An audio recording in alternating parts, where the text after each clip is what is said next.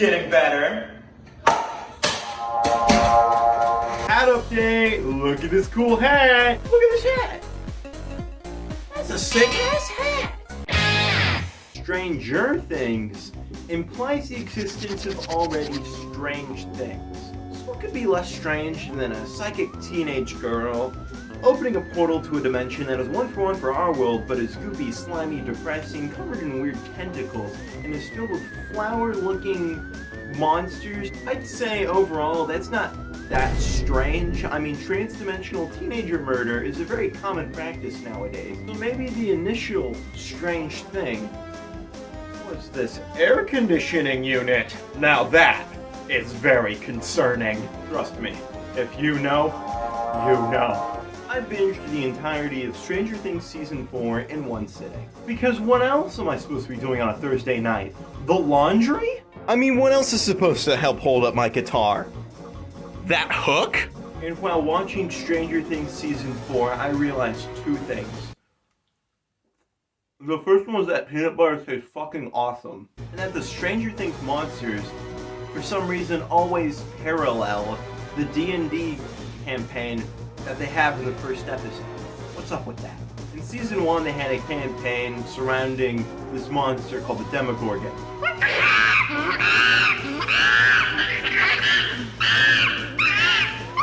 Not good. I mean, this handsome, bulky beast does kill people way faster than a toaster-centric supervillain at a bathtub convention. Season 3 introduces the Mind Flayer, which is a stupid name. What the hell is even a flare? By definition, it could be one of two things. It's either something ripping off the skin or covering or something, which is gross, or to strip someone of their money and goods. That's right, the real antagonist of Stranger Things was the IRS. Yikes. Mind Flayer is an actual D&D enemy that flays minds or something, I'm not entirely sure. Finally, for Season 4, we have Vecna, the evil dark wizard from Eddie's campaign. Eddie the Goat! Vecna is the dark wizard of real life too. Who would have guessed? How many times in this friend group's life are they gonna play D&D, and then their D&D campaign comes to life and starts killing people? When are they gonna stop playing D&D? Peanut butter. Now I'm a little worried because I played D&D one time. What should I have to worry about if a second dimension opens up and my D&D campaign starts crawling out of there? It was also very worrisome because my character died by being boiled alive in a pot at a goblin church. I was a sacrifice to Goblin Jesus or something like that. My god, what if my town starts getting attacked by a goblin cult who want to sacrifice me to their Jesus? Oh man, am I going to be boiled alive at a church? This is a lot to emotionally unpack. Let me quickly summarize what happened in my D&D session to pan out the video.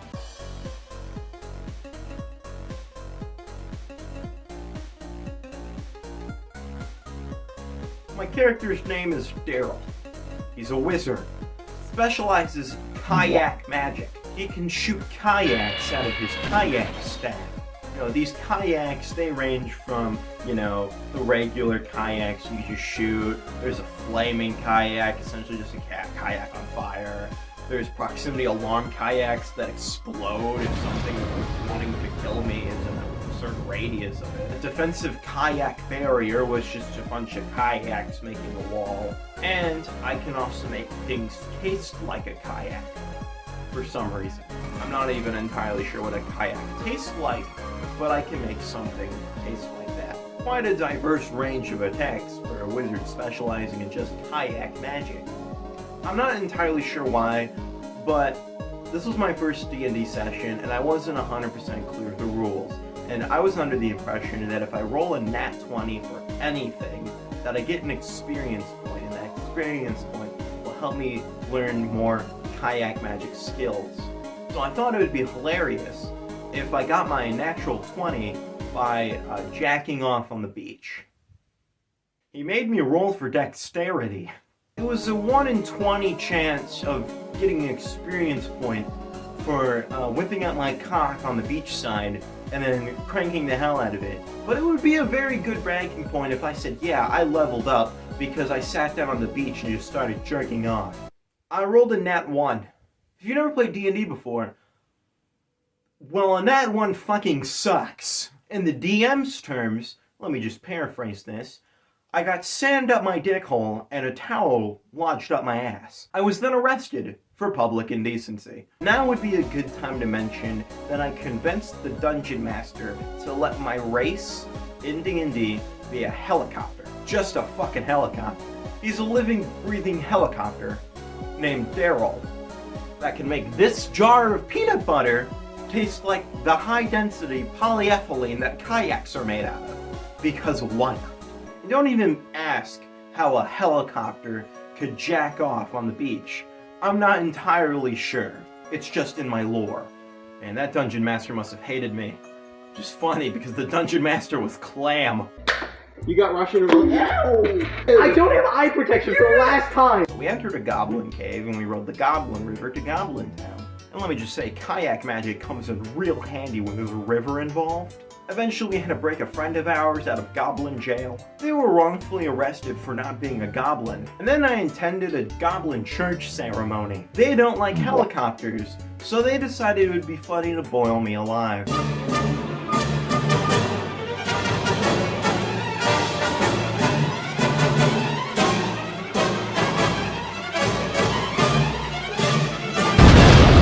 Also, what's up with all the peanut butter? There's just so much peanut butter in Stranger Things Season 4. Like an entire scene dedicated to eating peanut butter.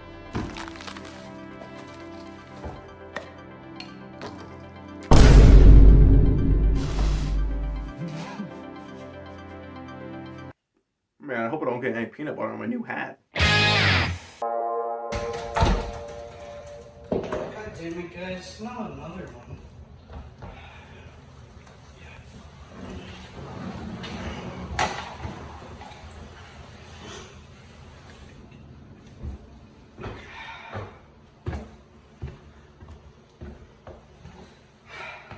And that's when I said, "Poor Ragnarok."